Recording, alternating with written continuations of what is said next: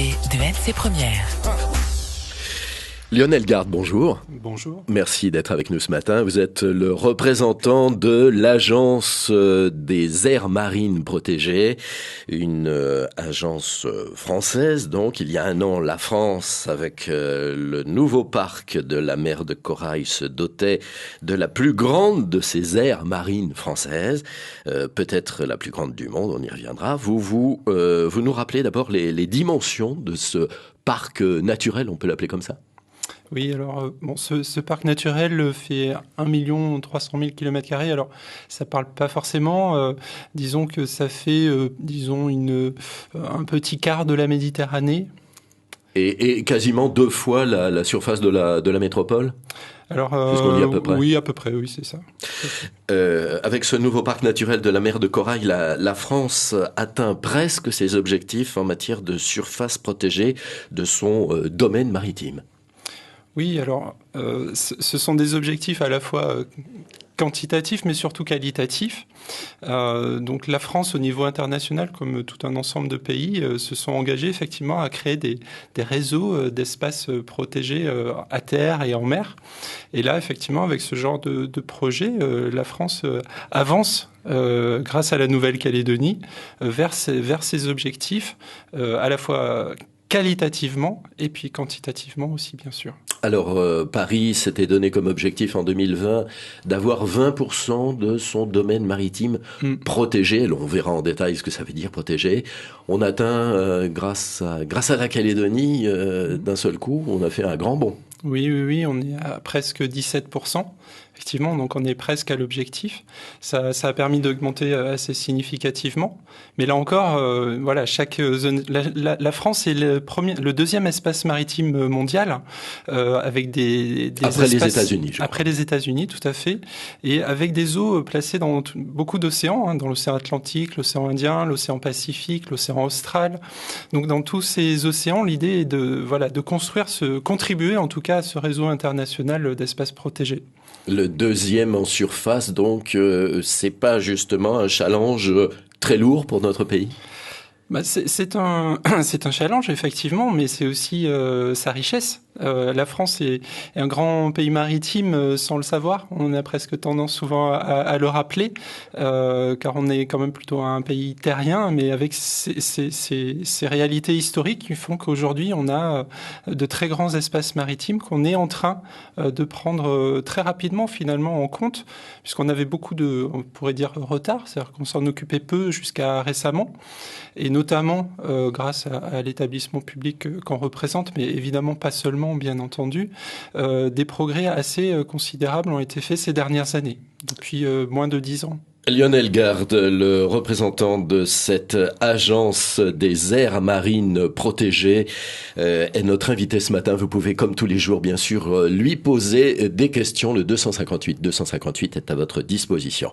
Il y a quelques jours, Lionel Garde, le parc de la mer de Corail se dotait d'un comité de gestion. C'est peut-être ça le vrai démarrage, non, de ce parc ? Oui, tout à fait. Le comité de gestion est l'endroit où va se faire le dialogue. Car dans les aires marines protégées, il y a tout un ensemble d'outils. Ça recouvre tout un ensemble d'outils. Peut-être on en reparlera, mais disons que celui qui a été choisi pour la mer de Corail est un outil avant tout qui a vocation à mettre les acteurs de la mer autour d'une table pour pouvoir ensemble dégager une vision sur le long terme de qu'est-ce qu'on veut faire dans cet espace, ensemble, avec évidemment l'objectif de protection de l'environnement.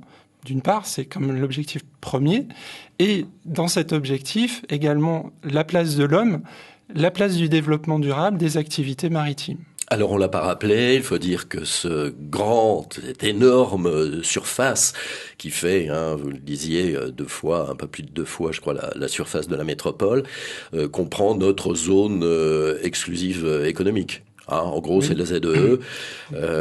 En revanche, l'aire maritime protégée n'est pas complète. Enfin, c'est pas vraiment le lagon. Le lagon reste on va dire, reste l'objet des provinces qui ont bien sûr la main sur notre lagon. Tout à fait. Le parc naturel de la mer de Corail regroupe l'ensemble des eaux à l'exception des eaux gérées par les provinces, donc autour de la Grande Terre et des îles Loyauté. Alors, on revient juste un instant sur la composition de ce comité de gestion. En gros, c'est tous les acteurs qui ont à voir de près ou de loin avec notre océan. Exactement. Donc, on trouve différents groupes. Par exemple, donc les institutions, les provinces, vous en parliez à l'instant, le Sénat coutumier, donc les institutions. On trouve également les socioprofessionnels, donc les professionnels de la mer, le transport maritime, les loisirs nautiques, donc tout un ensemble d'activités qui concernent économiquement la mer. On trouve également la société civile, notamment au travers des associations de protection de la nature. Et enfin, on a un collège assez particulier et très important qui est le collège des coutumiers.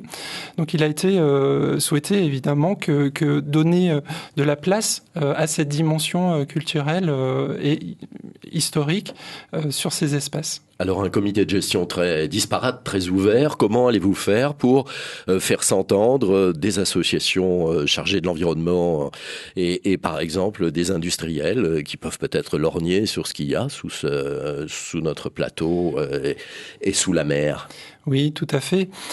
Le point de départ est la connaissance.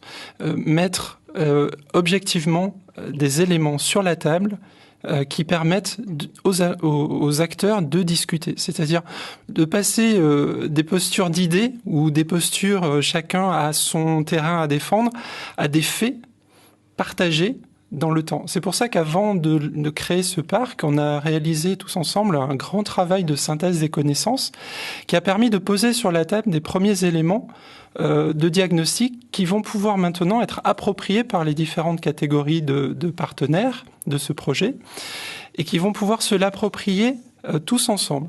Mais pour objectiver le débat, il faut des faits, des éléments tangibles, donc des éléments économiques, des éléments environnementaux, de la connaissance, qui va permettre petit à petit aux gens de se comprendre les uns les autres, au-delà de leur posture habituelle.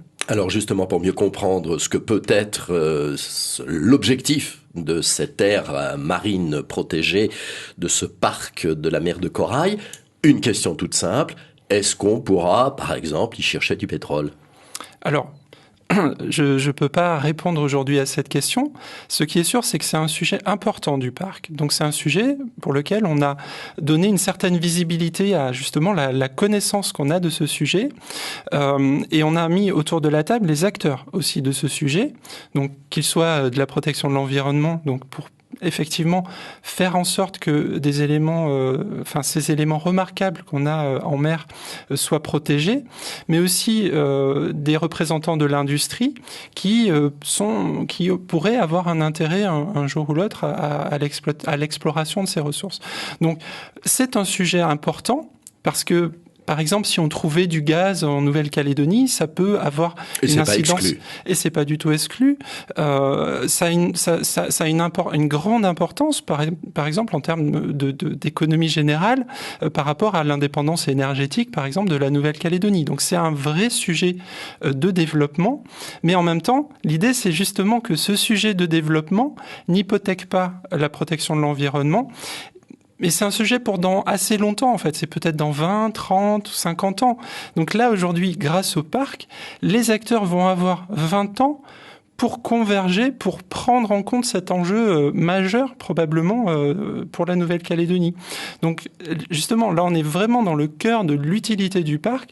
C'est de préparer tous ces acteurs, de faire de la transparence, d'améliorer la connaissance tous ensemble, une connaissance partagée, pour essayer du mieux possible, en tout cas, d'éviter les dualités d'intérêts. Je dis pas que ça résoudra toutes les postures.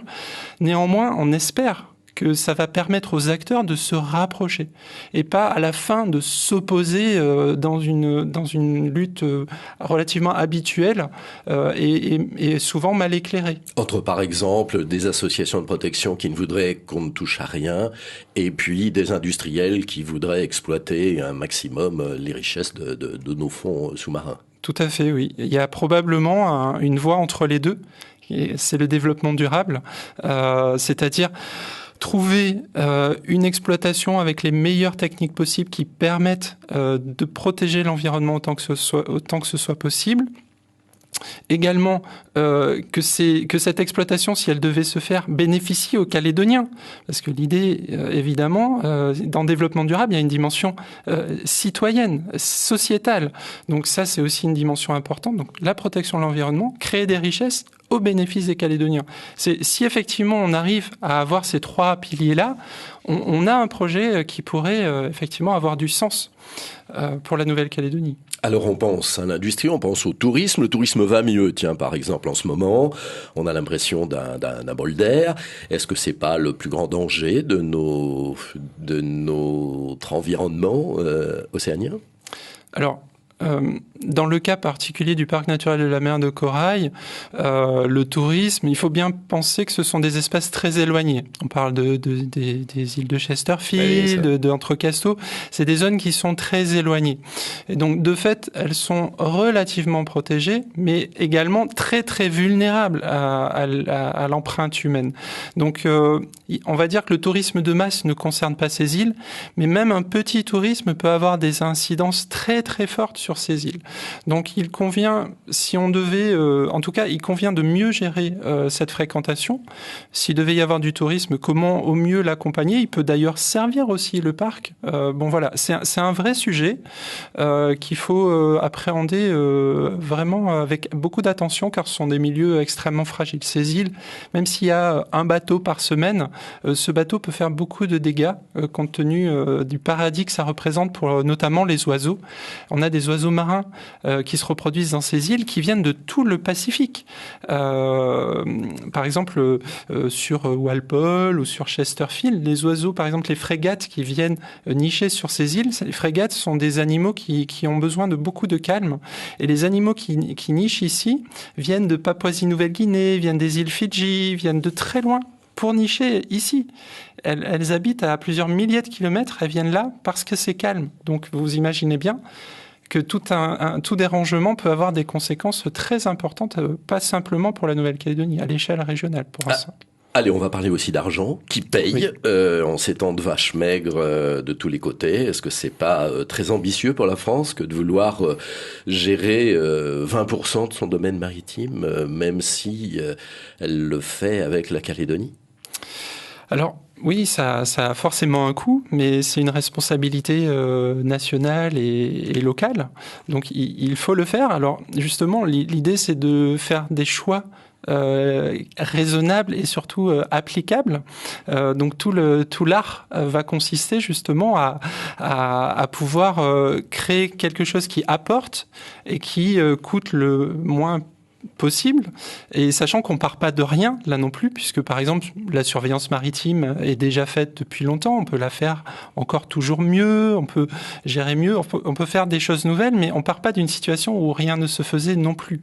Donc la puissance publique en général, qu'elle soit de la Nouvelle-Calédonie et de l'État français, était là, et là on va essayer d'être raisonnable effectivement pour atteindre les objectifs sans que ça coûte effectivement trop cher à la société. Pour terminer très vite, vous allez bientôt le sortir, votre logo sur le parc de la mer de Corail.